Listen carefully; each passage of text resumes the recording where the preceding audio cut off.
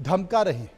कानून हाथ में लेकर राज्य के गुंडे जो उत्पात मचा रहे हैं, उसका विरोध महाराष्ट्र का मराठा समुदाय और मुस्लिम समुदाय दोनों कर रहा है।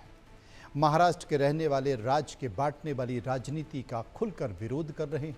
मनसे की गुंडागर्दी को महज चुनावी स्टंट बता रहे हैं। मराठी के नाम पर राज ठाकरे हिंदी का विरोध कर रहे हैं, जबकि हिंदी लोगों को आपस में जोड़ती है। लोगों के बीच ना तो मनभेद है और मनभेद ही पैदा करती है और ना ही वो मतभेद पैदा करती है।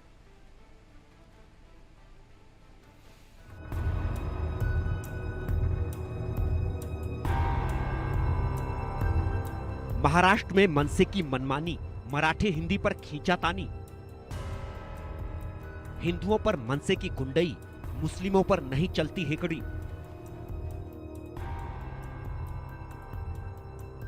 मुस्लिमों की आवाज, नहीं चलेगा गुंडा राज। अब की बार गुंडा राज पर आर पार। हिंदी नहीं सिखाती आपस में बैर करना। हिंदी हिंदुस्तान की मातृभाषा है और मातृभाषा नफरत नहीं प्यार सिखाती है। मातृभाषा लोगों को आपस में जोड़ती है, तोड़ती नहीं। मातृभाषा एक सूत्र में, एक धागे में पिरोती है। लेकिन यही प्रेम, यही अपनत्व और यही अनेक को एक करने की मातृभाषा की खूबियों का निजी स्वार्थ, राजनीतिक महत्वाकांक्षा के लिए महाराष्ट्र में ठाकरे और उनकी पार्टी विरोध कर रही है। राज ठाकरे की पार्टी मनसे के गुंडों के निशाने पर वो उत्तर भारतीय हैं जिन्हें अपनी मातृभाषा से प्यार है, जो अपनी मातृभाषा यानी हिंदी में बात कर सामने वाले को अपनत्व और सौहार्द के बंधन में बांधते हैं।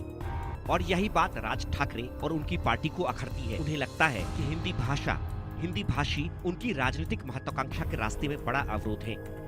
हमेशा से समाज को बांटने, नफरत फैलाने की राजनीति करती आ रही मनसे समाज की एकता से घबरा रही है और इसलिए मराठी अस्मिता के नाम पर मनसे के गुंडे लगातार उत्तर भारतीयों और हिंदी भाषी लोगों पर गुंडागर्दी कर रहे हैं, उनसे मारपीट कर रहे हैं, जबरन मराठी बुलवाने पर अड़े हैं, हिंदी बोलने पर उत्पात मचा रहे हैं। फिर चाहे उत्तर भारतीय महिला हो, युवा ऑटो चालक हो, अधेड़ कोचिंग संस्थान चालक हो, बुजुर्ग हो, मनसे के उत्पाती और रंगबाज कार्यकर्ता किसी को नहीं छोड़ रहे। कभी गुजराती में लगे होटलों और रेस्टोरेंट के साइन बोर्ड को उजाड़ कर मराठी में लिखने का फरमान सुना रहे हैं, तो कभी किसी दूसरे विवाद में भी जानबूझकर मराठी गैर मराठी का मुद्दा उठाकर सरेआम बेइज्जत कर रहे हैं। राज ठाकरे ने जो समाज को बांटने के नाम पर जहर घोला, उसने कॉलेज में पढ़ रहे छात्रों के मन में भी बंटवारे का बीज बो दिया है।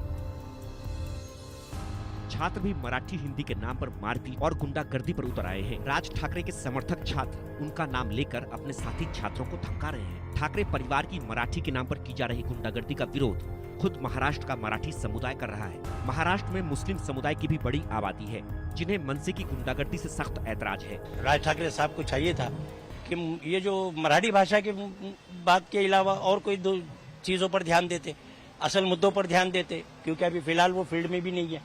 अब वो आना चाह रहे तो कम से कम वो ऐसे मुद्दों पर आए ताकि जिसमें आवाम का फायदा भी हो, उनकी सहूलतें हो जाए। कि अगर उनके अंदर, उनके कार्यकर्ताओं के अंदर ताकत है, हिम्मत है, तो वो मुस्लिम इलाकों में आकर के देखें और अपना जलवा दिखाएं, तब उनको उनकी औकात मालूम पड़ेगी।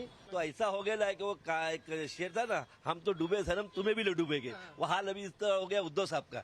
अगर ये जिस तरह ये राज ठाकरे के साथ में मिल गए हैं तो वो हाल होने वाला है। क्या जितने जो हमारे एरिया में जो है काफी लोग हैं जो बाहर के आते हैं और यहाँ पे कई सालों से बसे हुए हैं, अब उनको साथ उनके भी वोटर है वो, तो अब वो थोड़ी उनको वोट देंगे जिस बार। अब ये बार तो सोचेंगे भाई तो हमको मार मार के भगाने जा रहे, हम तुमको वोट देंगे।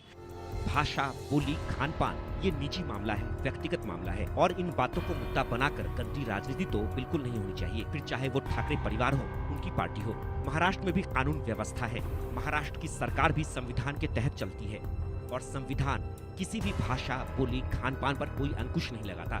महाराष्ट्र की जनता भी राज ठाकरे के बंटवारे की राजनीति को सिर से नकार रही है। ठाकरे या उनकी पार्टी मनसे की गुंडागर्दी किसी भी कीमत पर स्वीकार्य नहीं है। Bureau report, India news.